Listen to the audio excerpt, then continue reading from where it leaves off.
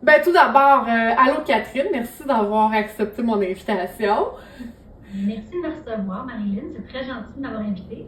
Écoute, pour ceux qui te connaissent pas, moi j'aimerais ça que tu nous parles un petit peu de ton background professionnel, comme ça ils vont comprendre pourquoi tu es l'invité aujourd'hui à mon topo. Écoutez, moi, j'ai plusieurs chapeaux, on va dire. Là. Donc, premièrement, je suis juriste de formation. Donc, j'ai fait mon bac en droit, tout ça. Par la suite, bon, j'ai commencé chez INCA, Petit Repas familier, Institut national canadien pour les aveugles, où j'ai fait du droit pendant 5 ans en première ligne. Donc, répondre aux appels des participants, on va se le dire, c'est beaucoup d'appels concernant de la discrimination, notamment. Oui. Je pense que ça met la table à ce niveau-là. Autre que ça, mais maintenant, j'ai complété un DESS en équité, diversité, inclusion dans les organisations. Je vais finir dans quelques mois une maîtrise en développement des personnes et des organisations à l'Université Laval. Et je suis aussi chroniqueuse. Je suis consultante en accessibilité, conférencière. Bref, j'ai un paquet de chapeaux, mais qui se résume quand même, moi je pense, sous un grand chapeau qui est, je me considère comme une ambassadrice. Ben, on te considère aussi comme ça parce que Catherine, il n'y a pas grand monde qui la connaisse pas pour ceux qui ont une déficience visuelle. Si jamais c'était votre cas, ben là, voilà, vous allez savoir que c'est votre personne de référence. Catherine, dis-moi donc justement, avec tout le background que tu as, selon toi, c'est quoi les jugements que les personnes en déficience visuelle les rencontrent le plus au niveau des employeurs? En fait, introduire le sujet, je pense, en disant que moi, j'ai quand même eu un constat dans les dernières années de me dire que l'emploi chez les personnes en situation de handicap, en général, c'est vraiment encore un des gros enjeux. Oui. Je pense qu'avec les technologies, il y a beaucoup d'enjeux qu'à défaut d'avoir réglé, parce que bon, il y a toujours d'autres obstacles qui créent malheureusement, mais je pense qu'on a rendu certaines choses beaucoup plus simples, beaucoup plus fluides, mais le niveau de l'emploi, c'est toujours complexe. Oui. Puis, c'est toujours complexe pourquoi? Je viens de ta question. Parce que beaucoup de gens ont quand même une certaine méconnaissance ou certains préjugés, puis je le mets en guillemets, là, parce que c'est quand même rarement de la mauvaise foi sur le fait qu'une personne en situation de handicap, ça peut simplement pas contribuer de manière égale à une personne sans handicap. Moi, je dirais que c'est vraiment ça encore le nerf de la guerre.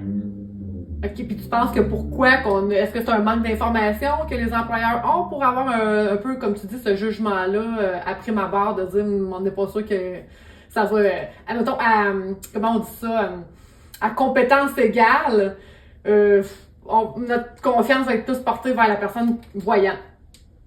Moi, je pense que, puis là, c'est mon côté universitaire qui ressort, pour garder l'histoire un peu, pour comprendre, oui, il y a vraiment un manque d'informations, c'est clair. Puis on y reviendra. Maintenant, quand on regarde dans le passé, puis dans le passé récent, là, les personnes en situation de handicap ont été au Québec institutionnalisées jusque dans les années 60, à peu près 70. Donc, c'est très récent. Puis même au-delà des années 70, on pouvait parler, je demande guillemets encore, mais d'une certaine ségrégation, parce que on allait généralement, sans être complètement institutionnalisé, on allait dans des milieux spécialisés, ce qui fait que, finalement, les gens étaient là, mais étaient très peu visibles. Évidemment aussi, avec toutes les... aujourd'hui, c'est un peu différent, on peut voir un peu les gens dans les écoles publiques, dans certains lieux de travail pour ceux qui réussissent à s'y rendre. Malgré tout, il reste une certaine invisibilité, moi je pense, due notamment à l'isolement et à l'autre gros enjeu qui pour moi là, est le déplacement, le transport. Fait que moi je pense que l'invisibilité des gens en situation de handicap y est pour beaucoup aussi là-dedans. Ça comme maintient une certaine méconnaissance et peut-être une certaine peur, parce que tu sais, ce qu'on ne connaît pas nous fait peur.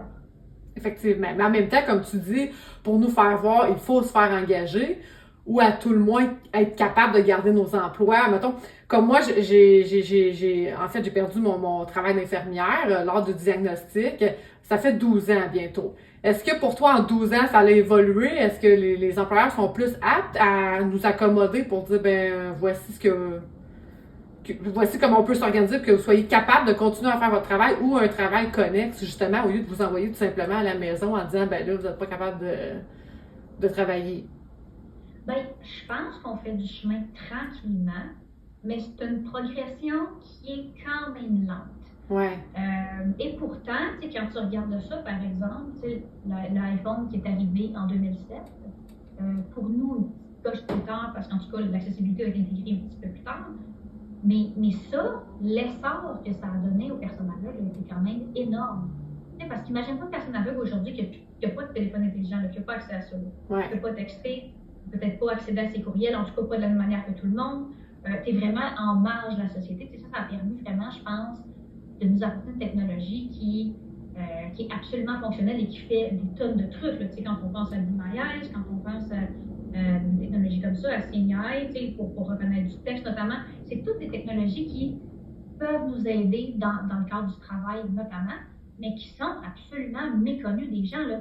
La plupart des gens, en fait, ne savent même pas que l'utilisation d'un téléphone intelligent est possible pour une personne aveugle. Fait que, je pense qu'on a beaucoup à démystifier encore. Y a tout du chemin qui s'est fait? Je pense que oui. Si je regarde maintenant, puis sans vouloir généraliser après, là, mais si je regarde les personnes plus jeunes, qui ont peut-être dans leur classe connu une personne en situation de handicap, parce que maintenant on tente l'inclusion par possible, qui ont peut-être côtoyé dans leur camp municipaux, dans un centre de loisirs, qui ont côtoyé des gens en situation de handicap un peu, ou qui ont connu quelqu'un, je pense qu'il y a une ouverture qui est quand même plus là. Puis ces gens-là, on s'entend, c'est les employeurs de demain. Fait que moi, j'avoue que j'ai quand même espoir. Sans vouloir non plus généraliser que les personnes plus âgées, c'est vraiment pas toujours le cas. Mais en même temps, en regardant l'histoire, on comprend pourquoi aussi. Parce que ces gens-là n'ont pas nécessairement connu de gens en situation de handicap du tout, puisqu'ils étaient institutionnalisés. Oui, c'est un bon point que tu amènes. Puis c'est un bon point aussi que tu dises que pour ceux qui réussissent à se rendre là, donc d'avoir un travail, je pense que c'est un travail qui se fait des deux côtés. Donc, on a une responsabilité en tant qu'handicapé visuel, justement, de se servir de la technologie pour nous faire avancer, pour nous donner plus d'autonomie et ainsi de suite.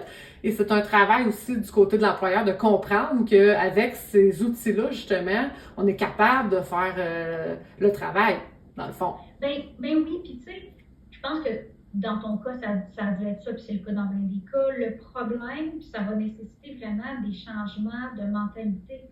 C'est parce que souvent, le problème, c'est qui est imputable. Par exemple, là, une personne, moi j'ai connu une personne qui était infirmière en salle d'accouchement. Moi, là, froidement, quand je regarde son travail, est-ce qu'elle peut faire tout le même travail de la même façon? Peut-être pas. Ouais. Est-ce qu'elle peut faire une partie de son travail? Absolument. Puis, je pense que, pour prendre cet exemple-là concret, la personne en situation de handicap peut évidemment peut-être pas être introduite à l'accouchement parce que là, c'est un gros moment. Puis, si elle est là tout le long de la grossesse pour assurer qu'il y a une relation de confiance qui se crée, mais ça nécessite un changement de mentalité important de la société. Mais justement, parlons-en, les changements, tu penses que ce serait quoi les solutions pour qu'on arrive à ça? Ça serait-tu juste de nous voir un petit peu plus? Ça serait quoi tes solutions à long terme? Moi, je crois vraiment beaucoup à la sensibilisation et un pas plus loin à l'éducation. Ouais. Je suis peut-être une éternelle optimiste. Il y en a qui disent que ça ne fonctionne pas. Moi, j'y crois pour la simple et unique raison que, une personne, mettons, là, qui a eu une personne en situation de handicap, soit dans ses proches, dans ses amis, dans son entourage, généralement, cette sensibilisation-là se fait, puis ça change complètement sa manière de penser. Fait que moi, j'y crois, mais je pense qu'il faudrait peut-être, dans l'avenir, que ce soit un programme qui soit mis de l'avant et uniformisé par des instances comme le gouvernement, par exemple. Puis ce soit mis à jour, hein, parce que, tu sais, c'est pas parce que tu sensibilises, tu as une activité de sensibilisation une heure d'une fois que le monde va changer. Non, c'est vrai. Mais Faut je garder pense une qu'avec certaine un- constance. c'est ça, tu sais, je pense qu'avec un programme structuré et structurant, d'une part, et de l'autre, tu sais, en continuant d'avoir de l'inclusion dans toutes les sphères autant que possible, parce que, tu sais, c'est en incluant et en donnant les ressources aux gens en situation de handicap pour bannir les obstacles que tu crées, d'une part, un empowerment de leur côté, mais aussi, tu sais, ça fait en sorte qu'ils sont en mesure de démontrer aux autres qu'ils sont capables et donc de créer une ouverture. Exactement, c'est bien dit. Merci. Je termine avec des statistiques. Au Canada, on dit que les personnes qui sont en déficience visuelle, que ce soit malvoyants ou non-voyants complètement, qu'ils ont 14,5% de chômage, donc c'est beaucoup, et qu'il y a une personne sur deux au Canada qui est en âge de travailler avec une déficience visuelle qui ne peut pas le faire ou les circonstances ne lui permettent pas justement de pouvoir pratiquer un métier. Alors, on espère que, justement, on va te revoir, Catherine, dans une couple d'années, puis qu'on va pouvoir dire, ben, écoute, nos statistiques ont évolué et c'est beaucoup mieux maintenant. Ben, moi, j'ajouterais que selon l'enquête sur les incapacités au Canada, on a 27% des personnes qui sont en situation de handicap présentement.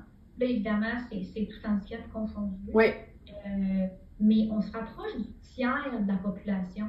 Fait que, tu sais, je pense qu'à un moment donné, il faut considérer que c'est plus vraiment une minorité, mais simplement que ça fait partie de nos réalités. Ah, c'est bon, merci, c'est vrai. Bien dit. Ben écoute, je te laisse le mot de la fin. Catherine, merci d'avoir été là. Puis qu'est-ce qu'on peut apporter comme aide à ceux justement qui voudraient ouvrir des portes dans un métier, tout ça, mais qui ne trouvent peut-être pas les bonnes ressources pour eux? Est-ce que tu as des ressources, des organismes à leur conseiller? Ben, tu sais, c'est sûr que là, après, tout dépendant de leur handicap, mais c'est sûr que, tu sais, pour tout type d'handicap, il y a des organisations qui aident à l'intégration et au maintien au travail. Ça, c'est sûr que c'est toujours aidant. Pour ce qui est des personnes aveugles, bien évidemment, c'est nous, chez INCA, on peut aider, là, pas pour me faire de la pub, mais tu sais, quand même, une initiative. Puis, tu sais, je pense que l'important, honnêtement, c'est de ne pas rester seul quand on a un problème, notamment de soit de discrimination ou juste qu'on ne sait pas où s'en aller. Tu sais, notamment, là, moi, j'avais bâti le projet Droit devant qui visait à informer les personnes aveugles de leurs droits. Oui. Fait que sur inca.ca/droit au pluriel devant, il y a une tonne d'informations juridiques accessibles qui est mise à jour, notamment sur l'emploi. Parfait. Ben merci beaucoup, Catherine. Puis au plaisir de se revoir, ma chère. Au plaisir, certainement. Merci de m'avoir reçu. Merci, bonne journée.